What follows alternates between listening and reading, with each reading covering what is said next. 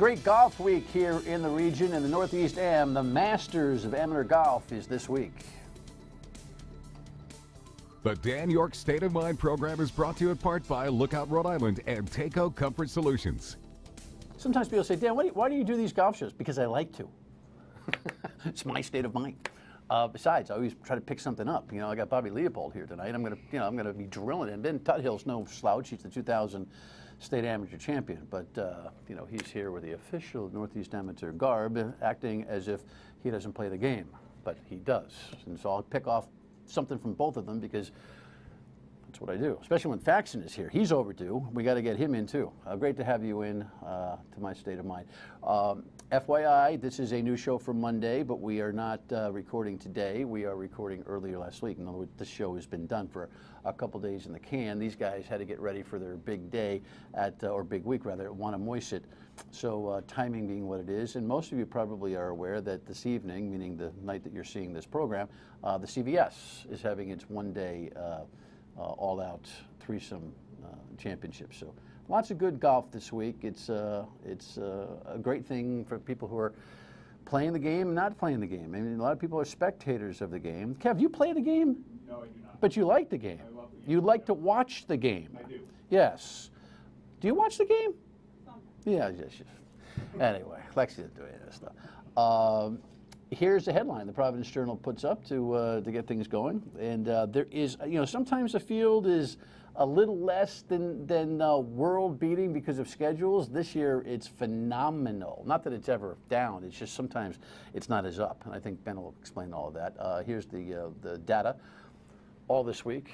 Wrapping up on Saturday, I believe. The competitive play is Wednesday, Thursday, Friday, Saturday. It's a 4-round event just like the PGA does. And here are some highlights from last year. Lead was 3. It's really difficult to handle your emotions and just hit one shot at a time because your hands are shaking. You're thinking about, potential misses. You see more trouble. Sean Crocker from Zimbabwe just misses his bird on 14. It was fun, but we hit a lucky shot on 16 that kind of got lucky and ended up where it went, but we made that putt, which is really big time for that spot where I was in, and then just kind of stumbled coming down the stretch. All right, Don Coyne puts that together. Don is a terrific asset to the Northeast Amateur. Everybody knows Don. He's been here, KBC6 legend. Ben will explain who those guys are. Ben, welcome. Nice to have you again. Thanks, Dan. Official title this year again is? Chairman.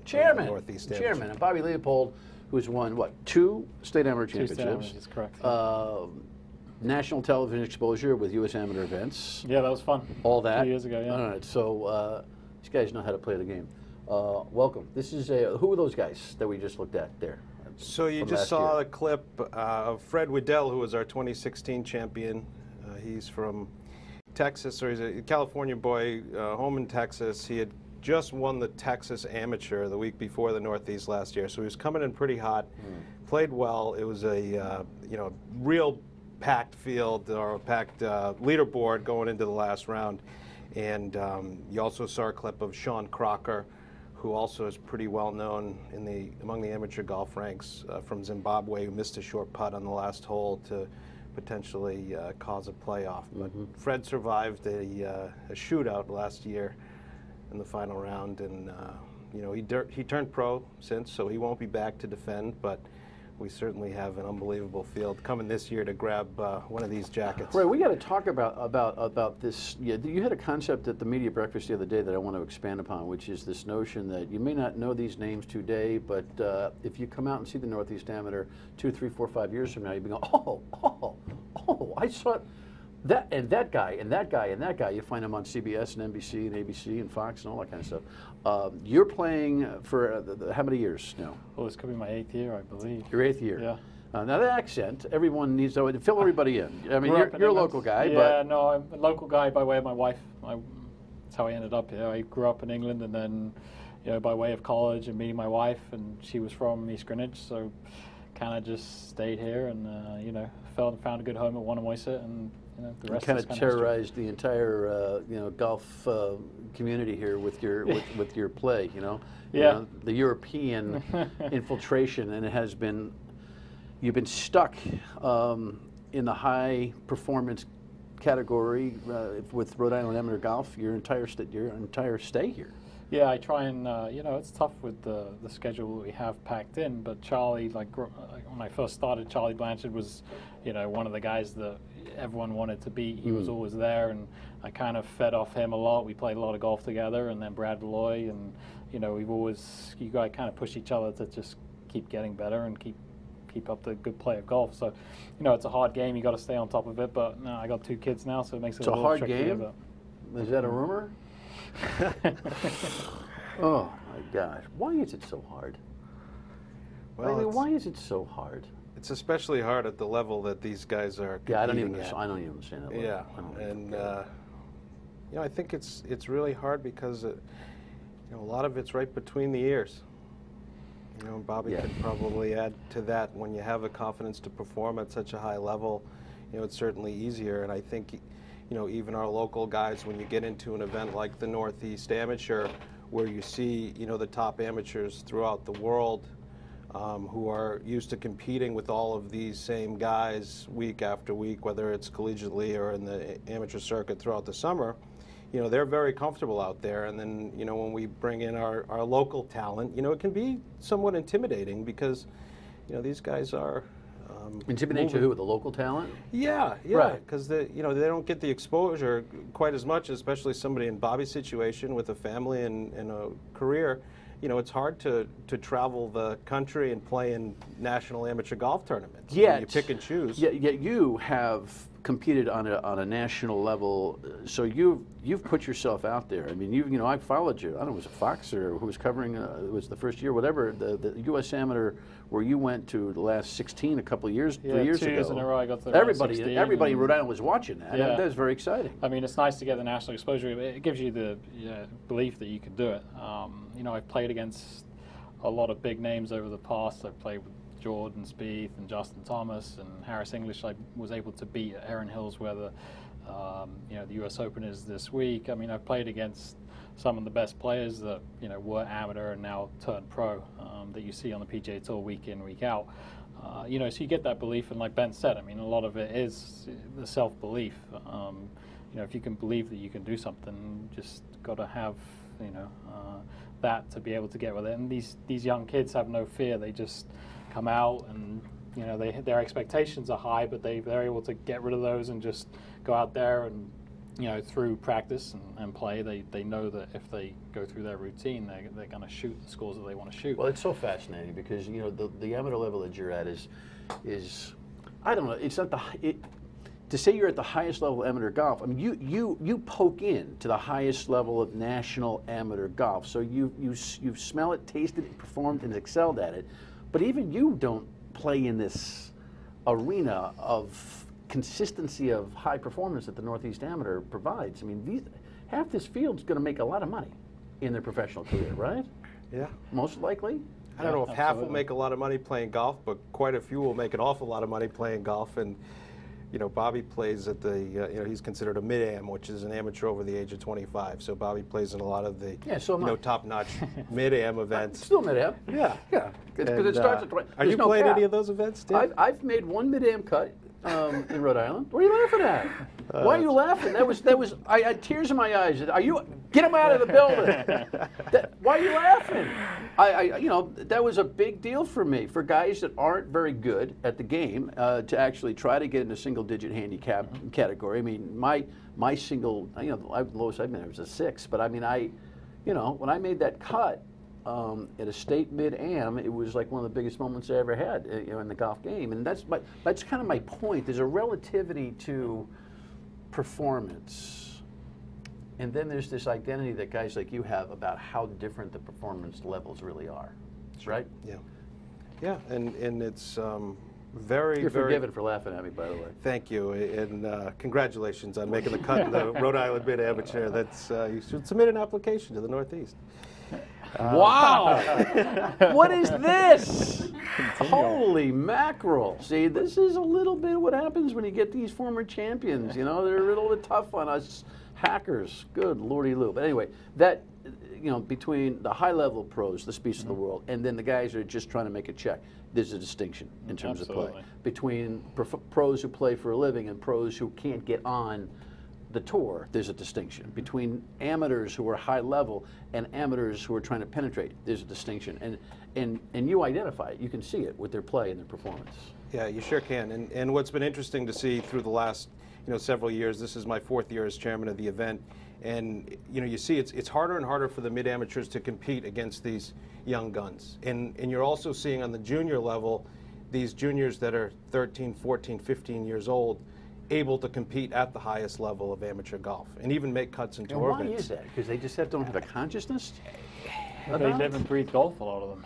I mean, that's what they do nowadays. Yeah. Is they're bred from young ages to take this game very seriously, and they've got all the, whether it's physical attributes or the trainer for, working out in the gym, they've got their swing coach, they've got their mental coach, they've got every coach that you could really ever want, and they have those, working with them, traveling with them sometimes, and I mean, it gives them a huge advantage. And I mean, a lot of them are you'll see it if you go out and watch next week. The talent is unbelievable. Well, hold that thought. We'll come back. We'll talk about some of the talent and the spectator application to Northeast Amateur. It's free, it's easy, and you really ought to come out. Stay with us.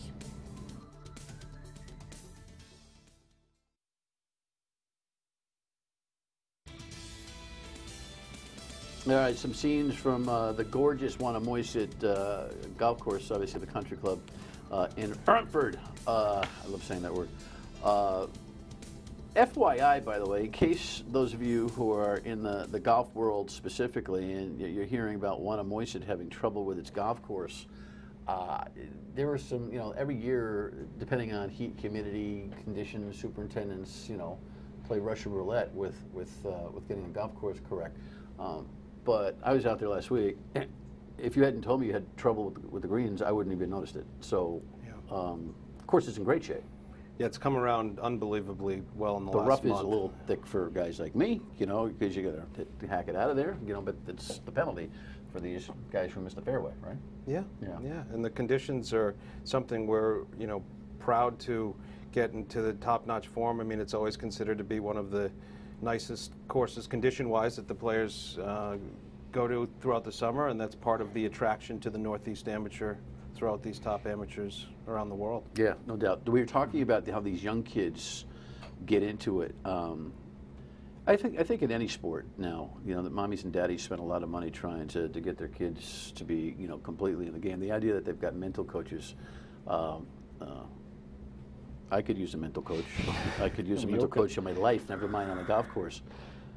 But guys like you who excel at this level, do you have a mental coach? No. Do you have a psychologist that you go to? Driving mental. Right. No, have you ever been in a place where you just needed someone to beat it out of your brain or beat something into it? I mean, Paul Quigley is, over the years I played with him a lot, and got the famous Quigley family. He's friendly with Rotella, and he would basically just tell me, go read a Bob Rotella is one book. of the top sports psychologists and top probably golf psychologists in the world. And he'd say, just go read a Rotella book, and you'd read a Rotella book, and you'd be like, oh, it's common sense. But common sense and golf don't go together all the Target time. golf, thinking about the things you're supposed to think about. In competition, first of all, how's your game right now? You feel like you're going to make some noise in this Northeast Yeah, end? my game's been pretty good. I've had a good start to the year, made the sectionals of the US Open, played well, just not well enough. I shot 1 under for 2 rounds, and the cut was 7 under. Canoe down in New Jersey. Yeah, it was low this year. What course was that at? Canoe Brook, New Jersey. And then my brother-in-law and I were down at Pinehurst for the US 4-ball.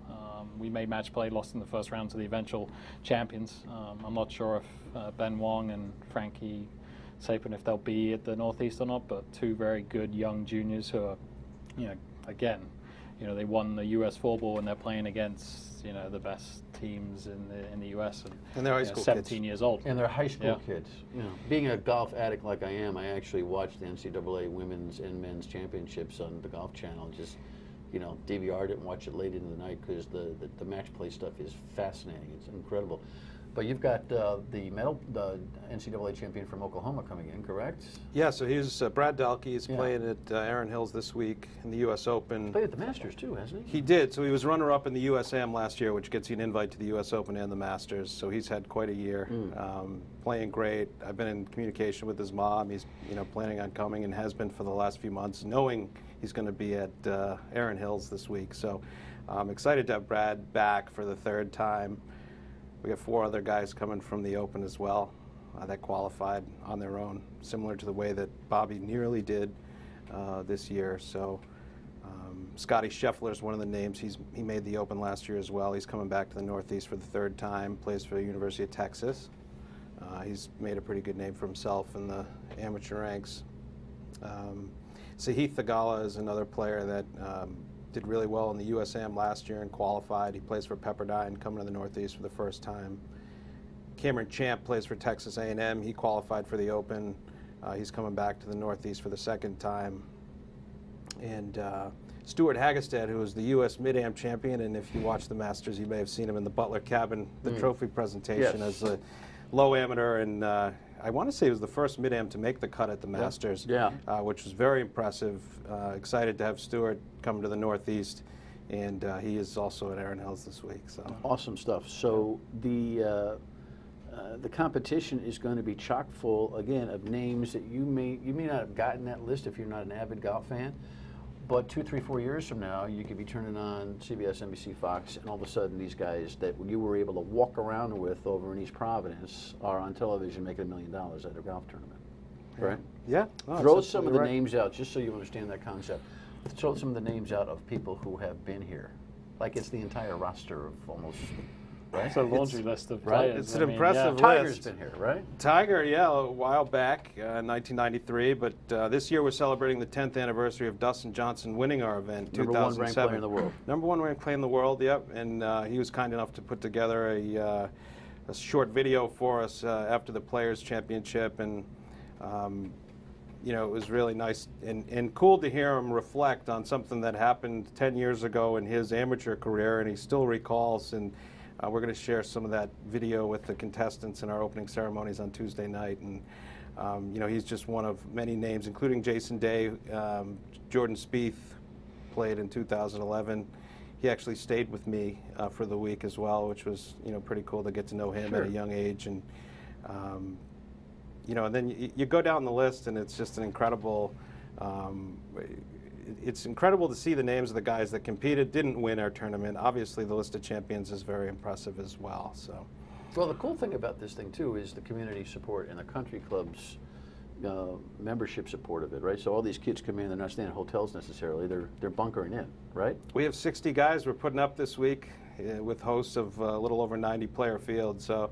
Yeah, we have a very active membership, a very supportive membership. It's the event's fully member sponsored, which is it's the only event at the level that we're at in the world event rankings that does it all in-house. We don't have, we run on a fairly small budget relative to the other huge events, but we produce what we consider to be, a top-notch experience for all the players that come, and something we're very proud of and, look forward to every year as a membership. The nice thing is you get, you get the family, friends, whoever, and fellow, RIGA types who play with you and against you, probably come out to support you, and they can walk with you. I mean, that's the beauty of this event in many ways. I mean, this is some of the best players in the world, and you literally, be respectful and be quiet, but be available. I mean, you can literally walk with play. That's exceptional. No, it's great. I mean, a few years ago, I was paired up with Patrick Rodgers, and some people will know who Patrick is. I mean, he's on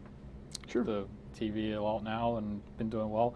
And I texted some of my friends and said, hey, I'm going to be playing with Patrick Rodgers in the 3rd round. You might want to come watch this. This kid's pretty good. Right. And sure. I mean, he won. I think he won on the PGA Tour already, or he came close. How far behind him were you on the fairway?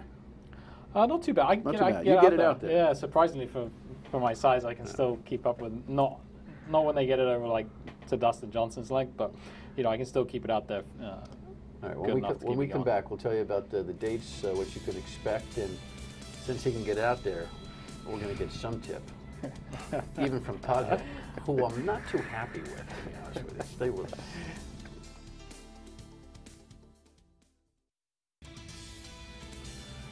All right, welcome back. Some of the scenes from Wanamoysit.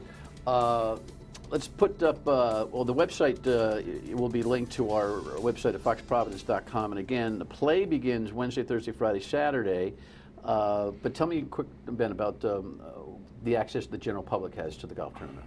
Yeah, so the general public is certainly allowed to come out any day. The practice rounds are Monday and Tuesday. Our sponsor amp tournament's Tuesday afternoon, so we have about 30 contestants that'll play with our member sponsor groups, which is a lot of fun for our members that do sponsor the event to get to play with these young young guns that are just we usually use the top of the world amateur ranks to select those players for the field. So they'll likely be playing Tuesday afternoon. It's not as easy to follow them those days as it is during the tournament rounds, because we put together a pairing sheet and a contestant brochure, which are also free, and the public are welcome to come and grab one from the clubhouse and take a look at the resumes of these players that you can go watch. And I mean, from top to bottom, they're very, very impressive.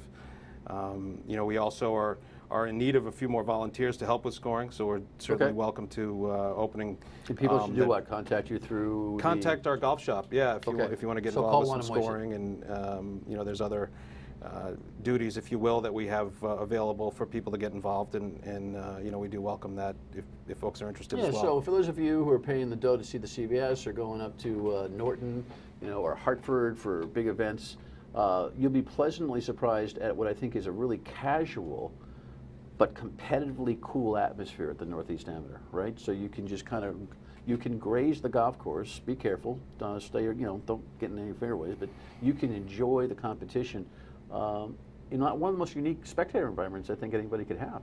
It really is. I mean, we don't have ropes. We don't need them. We wish more people would come out, so we needed them. But it's an opportunity to get up close and really personal with some of these guys. Not during the round, but certainly before or after. A lot of them are happy to chat with anybody that comes out to watch. All right. So how do you get so far out on the fairway? How do you hit so far? A small guy like you. Speed. Good turn.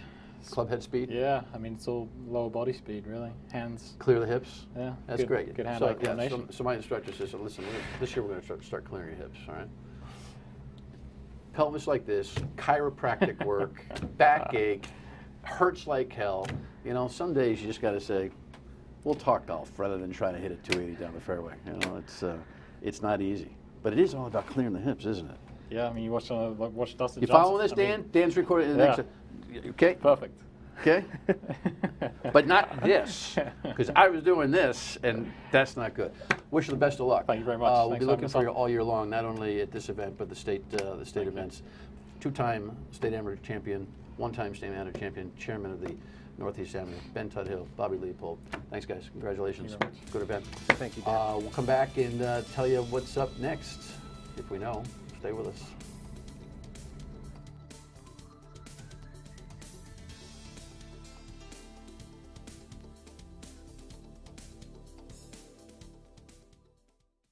Seriously, you should head out to the Northeast Amateur, and I think you'll enjoy it. The guys were telling me that the set's not built for clearing your hip. You got back to the target. Clear your hips first. Don't do this though, because that'll put your pelvis out of whack. And then you go see the chiropractor, and the chiropractor says, "Why don't you stop worrying about clearing your hips? Just stand up straight and hope." And I think that's more or less what I'm back to. We'll see you on the radio, weekdays 3 to 6 on WPRO. Thanks for putting up with me. Good night.